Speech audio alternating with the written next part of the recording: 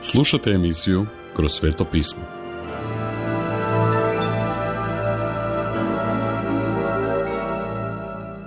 Djela 6. i 7. glava. Kada je crkva bila mlada. Početak crkve bilo je jedinstveno doba, puno predivnih priča o tome kako je Bog stvarao svoju crkvu. Imali su silnu snagu jer su se oslanjali na Duha Svetoga. Crkva je tada brojala oko 25.000 svetih. Neko su vrijeme uspješno živjeli u vidu zajednice, ali shvatili su da trebaju aktivnu organizaciju da se brinu o svojima. Tako su crkvene vođe imenovale 7 ljudi za novu đakonsku službu, koja će obavljati logistiku crkve. Đakoni su trebali biti besprijekorni i ispunjeni Duhom Svetim. Također im je trebala mudrost da na stvari gledaju s duhovnog stajališta. Stjepan je bio sjajan primjer takvog čovjeka, mudar, s istinskim uvjerenjem i pun vjere, i služio i sačuvao vjeru. Učinio je i mnoga velika čudesa. Očito mu je bio dan znak darova, potvrđujući da je postupao Božjim autoritetom. Sve to vrijeme Božja riječ se širila i mnogi ljudi su se vjerno odazvali na poziv, uključujući mnoge svećenike koji su nekada služili u hramu. Sve te divne promjene stvarale su probleme sa saducejima. Mrze ono što se događalo u crkvi. Dakle, oni stvaraju probleme.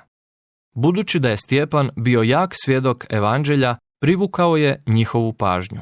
U početku oni izvrću njegove riječi i pokušavaju ga odgovoriti.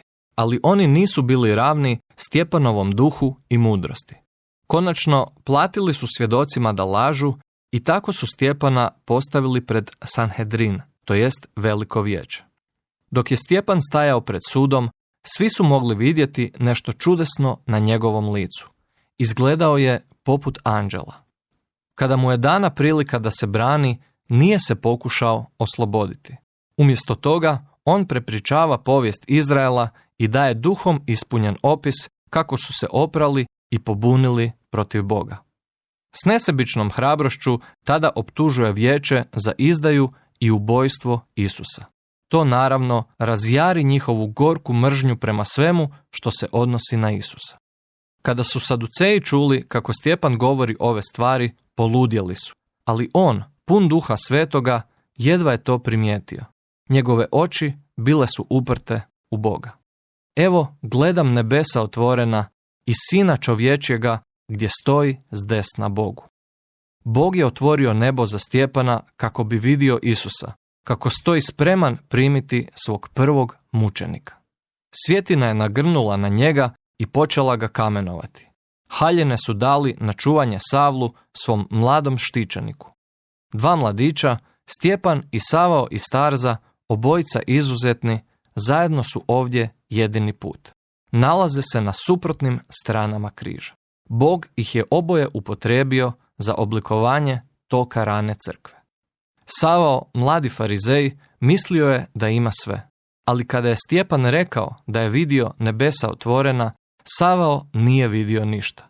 Tada je mislio da je bezumno u to vjerovati.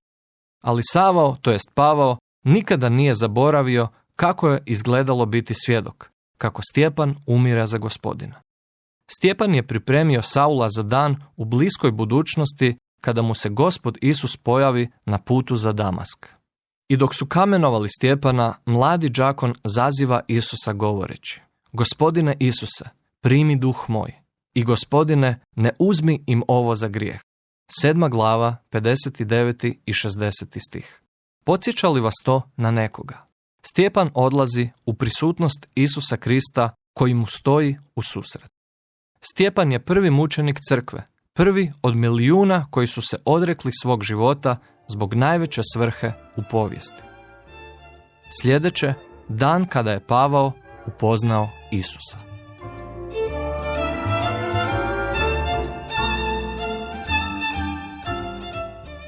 Slušali ste emisiju iz ciklusa Kroz sveto pismo. Budite s nama i u sljedećoj emisiji.